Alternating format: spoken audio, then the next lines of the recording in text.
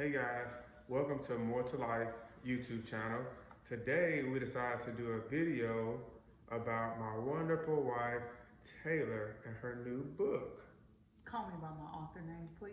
I'm sorry, the astute author T.O. Moore.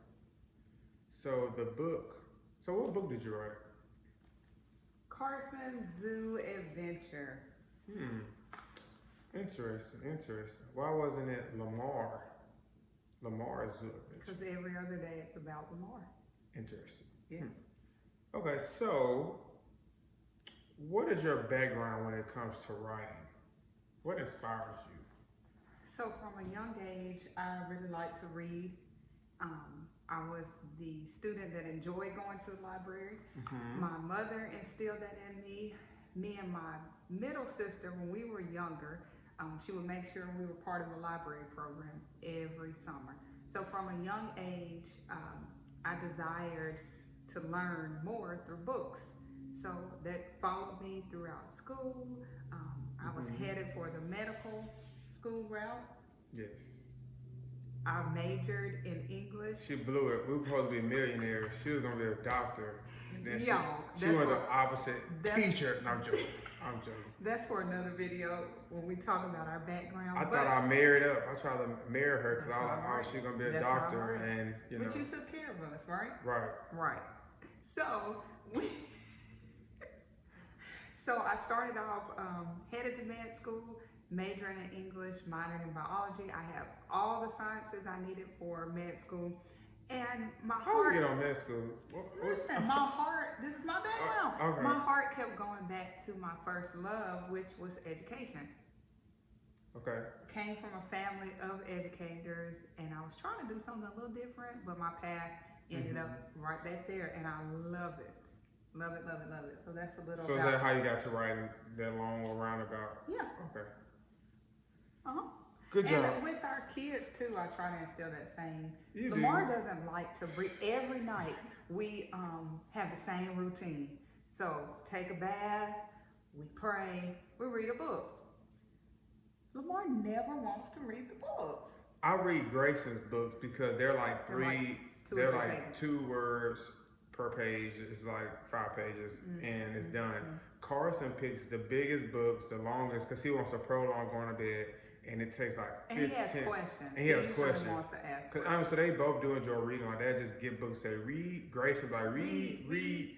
So that's really good. I'm happy that we all have strengths. That's her strength in our relationship. Definitely. So so at night Carson even gets to the point. He's like, Mommy, I don't want Daddy to read to me because I be trying to skip pages, and Carson so that makes me feel so good. Yeah, Carson has photogenic memory, so like once he reads a book, like I try to skip a page, like but he can't really tell. He knows, and he said, "No, you skip the page."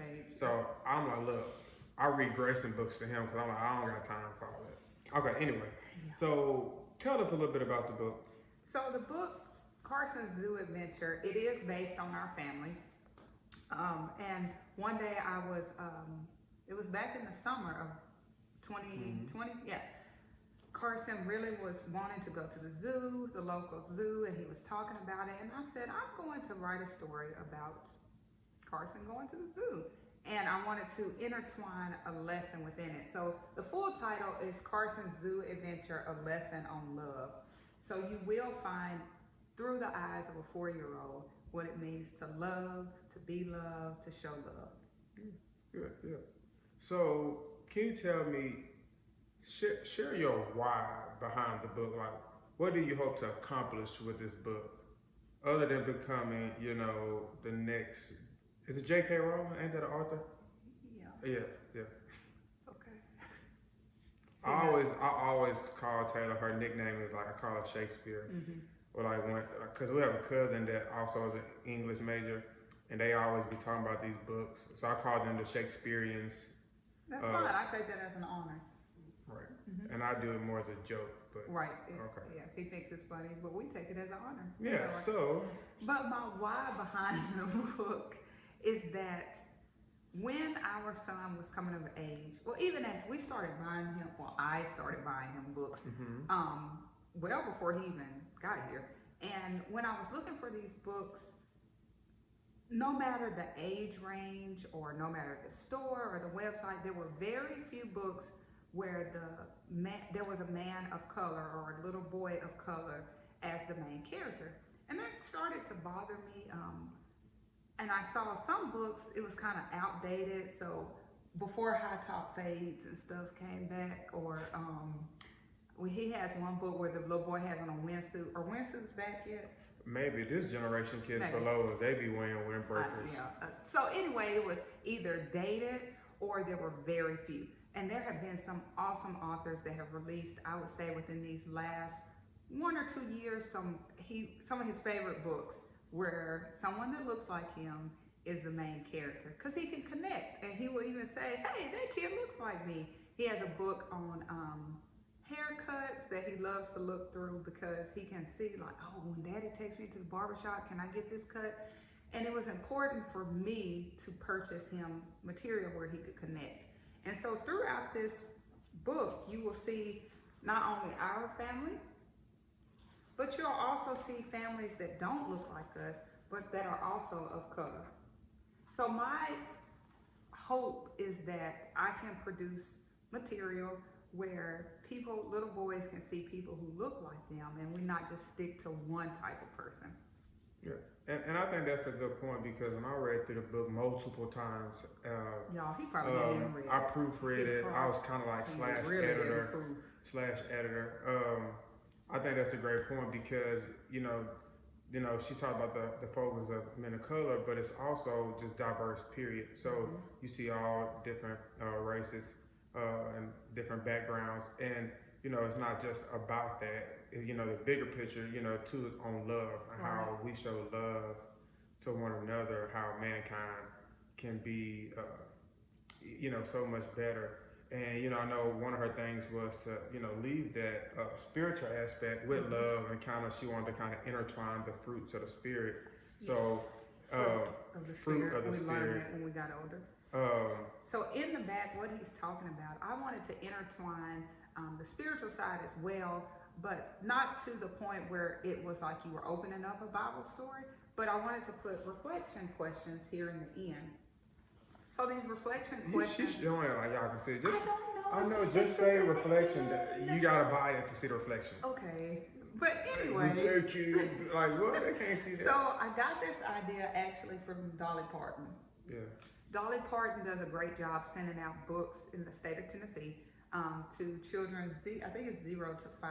Every month they get a free book. And in her books, as the kids get older, she has this area where she asks questions that you ask before, during, and after the reading. And that's what I wanted to do as well, to intertwine another aspect. Yeah. So this book was about love and zoo adventures. So I guess my last question, can we expect any more books from, you as a wonderful author? What's my author name? Just how you want me to call you. No, that's what I was just about to say that. I'm not going to do it because you don't call me, but you don't call me doctor. But I don't. So, Taylor, can we expect any more books? Yes, we can. Thank you. Since there are several characteristics of the fruit of the spirit, that's what I'm loosely basing the rest of the series on. Okay. And each book I want to focus on a man of color from different backgrounds, different ethnicities. That's my goal. Because the girl books, I will say, shout out to the authors who are writing the girls of color books right now.